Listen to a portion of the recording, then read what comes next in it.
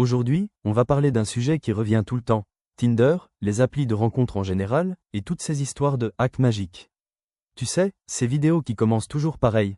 Avant j'étais à 0 match, maintenant j'ai 3 rendez-vous par semaine, et tout ça grâce à un hack secret de l'algorithme.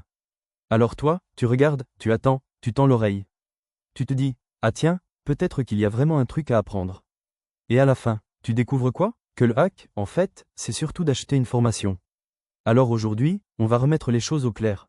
On va démonter ensemble les fausses promesses de hack, voir les techniques de manipulation que certains utilisent pour te vendre du rêve, comprendre la logique réelle de Tinder, son business, et surtout, ce qu'il faut vraiment faire pour améliorer tes rencontres. D'abord, les fameux hacks Tinder. C'est toujours la même chanson. On te dit, connecte-toi à telle heure précise, recrée ton compte toutes les 2 semaines, etc. Bref, des pseudo-astuces qui sonnent intelligentes mais qui, dans les faits, ne servent à rien. La réalité, elle est simple, il n'y a pas de code secret à casser. Alors, pourquoi est-ce que ces soi-disant hacks arrivent encore à séduire? Parce que ceux qui les vendent jouent toujours sur les mêmes cordes psychologiques. La première, c'est la culpabilisation. On te dit, si tu n'achètes pas ma méthode, tu resteras à 0 match. En gros, si tu n'ouvres pas ton portefeuille, tu es un loser. La deuxième, c'est la preuve sociale artificielle. On te sort l'histoire de Pierre qui est passé de 2 matchs par mois à 10 par semaine. Avec des témoignages souvent exagérés, parfois inventés de toutes pièces. Et la troisième, c'est l'urgence artificielle. Attention, offre limitée jusqu'à minuit. Alors qu'une formation en ligne, par définition, elle est dispo 24 heures sur 24. Bref, soyons clairs, le hack, ce n'est pas Tinder. Le hack, c'est ton portefeuille. Maintenant, parlons de Tinder lui-même. Tinder, ce n'est pas Cupidon. C'est une entreprise, et son objectif, ce n'est pas de te marier dans 3 jours. Son objectif, c'est que tu restes accroché, et que tu payes. Quand tu crées ton compte, il te donne quelques matchs pour te donner une petite dose de dopamine. Ensuite, ta visibilité baisse petit à petit. Et là, Tinder te chuchote. Allez, prends un boost, ça ira mieux. C'est ce qu'on appelle une frustration contrôlée. Assez de résultats pour ne pas lâcher, jamais assez pour être satisfait. Exactement comme un casino, assez de petites victoires pour que tu continues à jouer. Tu veux comprendre Tinder? Regarde YouTube. Quand un créateur poste une vidéo, elle n'est pas montrée à tout le monde d'un coup. YouTube la teste d'abord sur un petit groupe. Si ça clique, si ça regarde, si ça commente, la vidéo est poussée plus largement. Si ça foire, elle disparaît dans les tréfonds.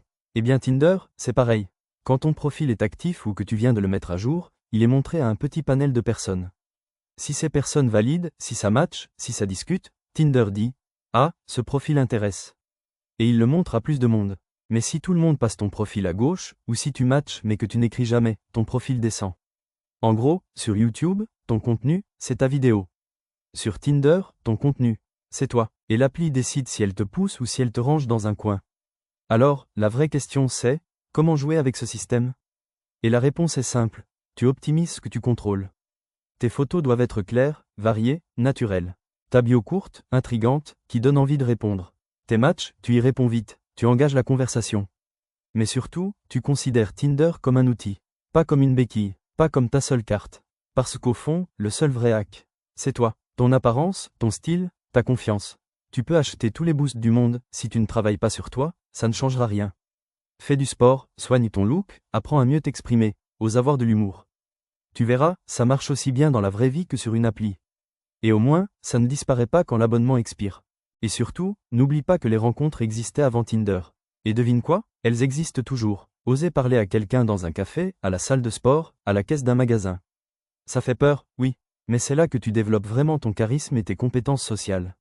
Et crois-moi, une connexion créée en face à face, ça vaut 100 matchs virtuels qui n'aboutissent à rien.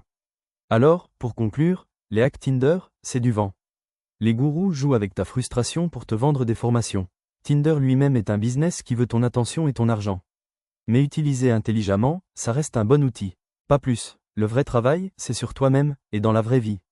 Les applis peuvent t'ouvrir des portes, mais c'est toi qui dois les franchir. Et ça, aucun hack ne le fera à ta place. Et pour terminer, garde en tête qu'une vraie rencontre commence quand tu regardes une personne dans les yeux.